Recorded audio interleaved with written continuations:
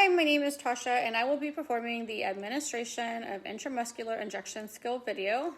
To begin, you want to make sure that you verify the orders from the provider.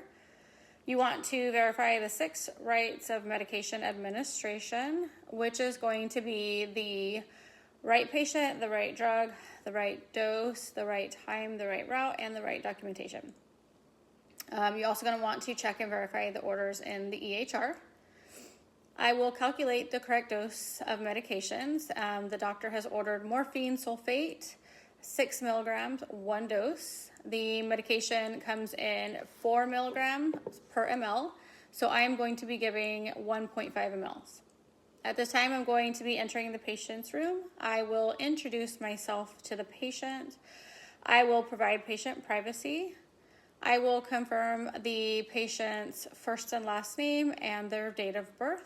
I will ask if the patient has any allergies to any medications, any food allergies, or any season allergies. I will also ask the patient about their pain level and where their pain is located.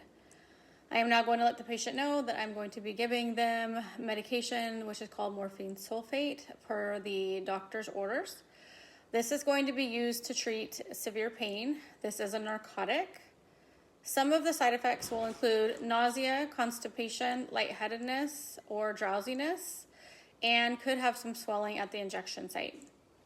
Some adverse effects are going to include shortness of breath, confusion, trouble breathing, itching, or even urinary retention.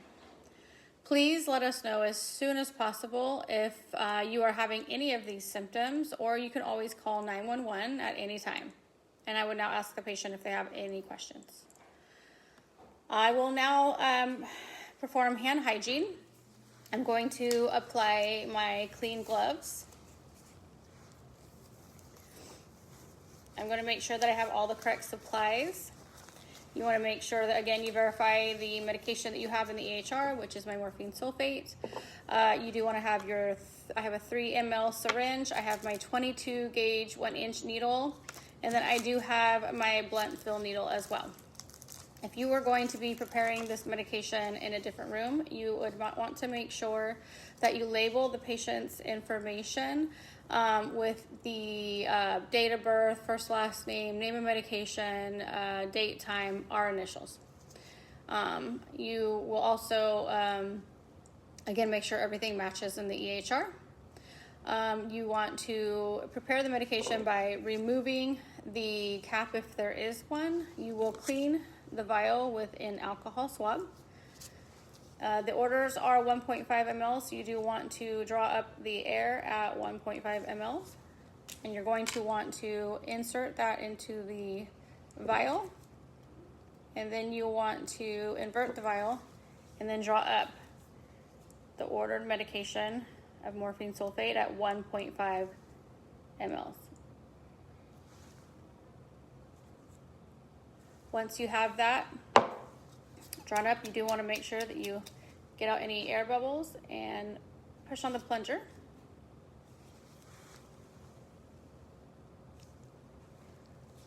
Hard to get that in there. All right, you will want to use the one-handed scoop method. You want to change out your needles to your 22 gauge. You will then want to select the appropriate site. My patient has decided that they'd like to use the ventrogluteal area. So I'm going to be placing the palm of my hand on the patient's greater trochanter with my thumb, which is going to be towards the groin. My index fingers are going to be near the iliac spine. You want to make sure that you do have the V shape because you're going to want to inject in the area which is right in the middle. You do want to clean the area that you have selected for about 2, you want to do inward to outwards, and you want about 2 inches, okay?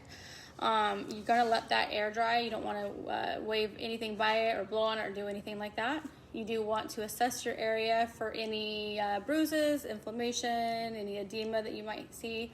If you notice anything, you do want to use a different injection site. You also want to palpate the site and avoid any areas that have any masses or any tenderness.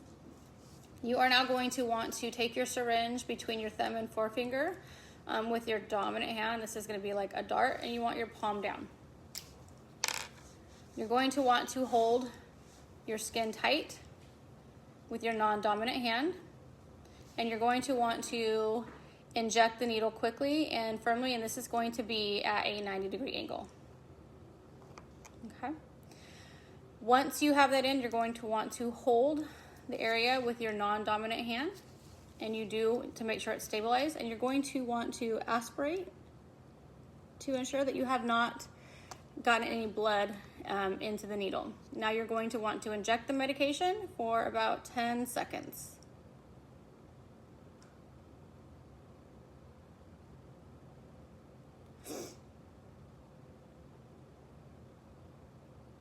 Okay, you are now going to want to withdraw the needle, and you want to place your gauze gently over the site. You're not going to want to massage the area. If needed, you can apply a Band-Aid as well. If you have a safety on your needle, you're going to want to engage that at this time. You never want to recap a new used needle. You will discard your needle into your sharps container or any puncture-proof container as well. You will then want to remove your gloves. You're going to want to perform hand hygiene. You'll ask the patient if they have any questions. You do want to monitor your patient for any adverse effects. You want to document the medication that you gave and any findings that you had. Thank you.